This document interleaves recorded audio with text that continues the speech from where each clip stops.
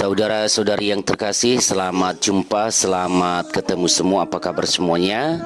Semoga kita semua tetap dalam keadaan sehat walafiat. Ya, pada video kali ini kita akan melihat 7 cara menumbuhkan kepekaan sosial kita.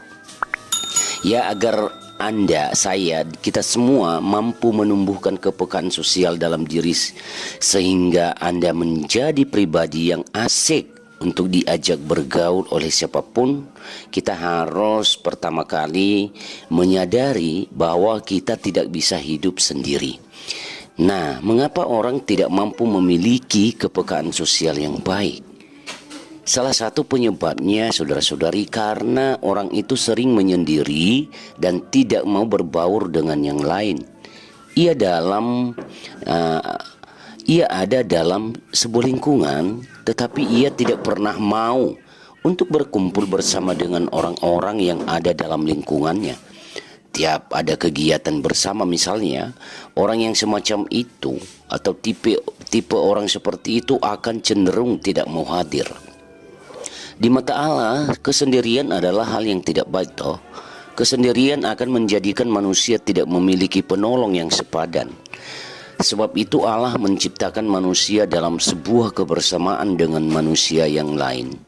Karena itu, dalam rangka membangun kepekaan sosial, keluarlah dari kesendirian dan masukilah kehidupan bersama dengan orang lain yang ada di sekitar kita.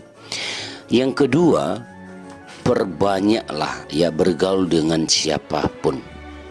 Perjumpaan dengan banyak orang akan membuat kita makin mudah mengetahui perbedaan karakter dari tiap-tiap pribadi. Ketika Tuhan menciptakan manusia, Ia menciptakannya dengan keunikan dan kekhususan masing-masing. Di dunia ini tidak ada manusia yang sama persis. Orang yang kembar identik pun tetap memiliki perbedaan satu dengan yang lainnya. Karena itu marilah kita membiasakan diri kita untuk bergaul dengan banyak orang. Hal itu akan mengasah kemampuan kita untuk melihat masing-masing orang dengan keunikannya. Yang ketiga, memperhatikan dan memperbaiki cara berbicara kita. Cara berbicara adalah hal yang perlu untuk kita perhatikan dalam hidup bersama orang lain. Banyak orang yang dalam kehidupan sehari-hari berselisih dan bertengkar karena cara bicaranya yang tidak menunjukkan kepekaan terhadap orang-orang yang ada di sekitarnya.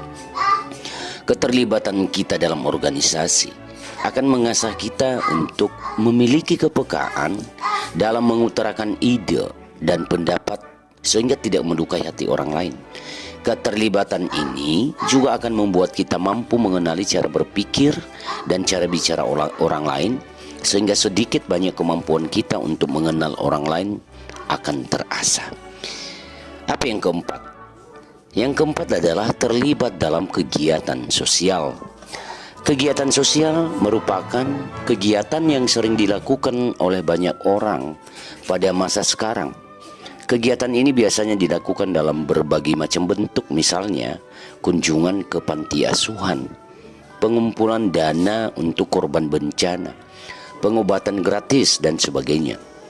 Jika Anda mendengar di sekolah Anda atau di lingkungan Anda melakukan kegiatan-kegiatan seperti ini, sedapat mungkin terlibatlah dalam kegiatan itu. Ambillah peran sesuai dengan talenta dan kemampuan Anda. Kegiatan ini merupakan kegiatan positif yang akan mengasah kepekaan terhadap orang-orang yang sedang membutuhkan pertolongan. Melalui kegiatan itu, mungkin dan pasti bahkan Anda dibentuk menjadi pribadi yang memiliki kepedulian terhadap orang-orang yang perlu diperhatikan dan dipedulikan dalam hidup ini.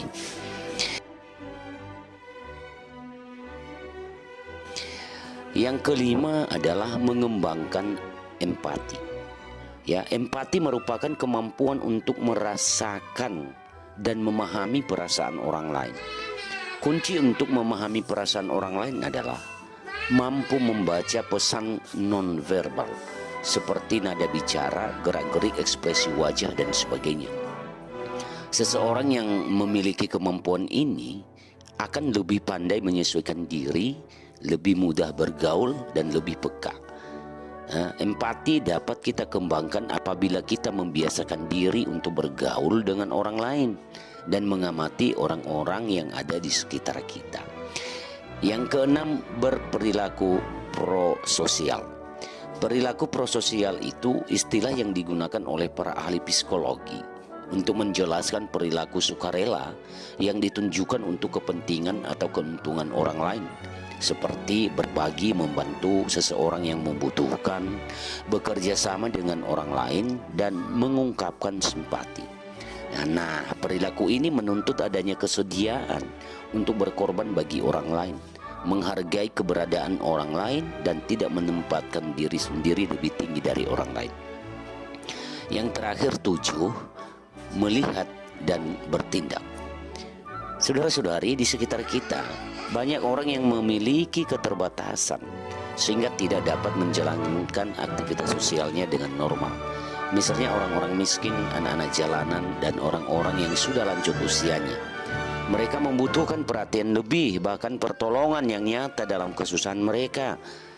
Orang yang memiliki kepekaan sosial itu orang yang pada saat melihat orang lain yang ada dalam kondisi yang susah, tidak akan hanya berhenti pada memandang orang itu, melainkan melakukan sesuatu untuk orang yang dilihatnya itu.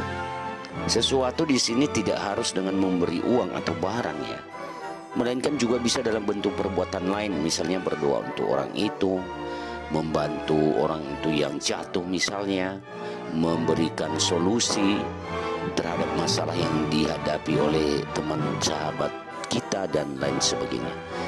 Jadi saudara-saudariku, para siswa yang terkasih, 7 hal ini merupakan solusi bagi kita untuk menumbuhkan kepekaan sosial kita. Ingat bahwa kita tidak hidup sendirian di dunia ini. Ya, tanpa orang lain kita tidak akan maju, tidak akan berkembang. Marilah kita menumbuhkan kepekaan sosial ini dengan hati tulus dan jujur. Sekian dan terima kasih video kali ini. Semoga bermanfaat bagi kita semua, khususnya bagi anak-anak remaja, anak didik saya di SMK, SMA, dan sederajat. Tuhan memberkati kita semuanya.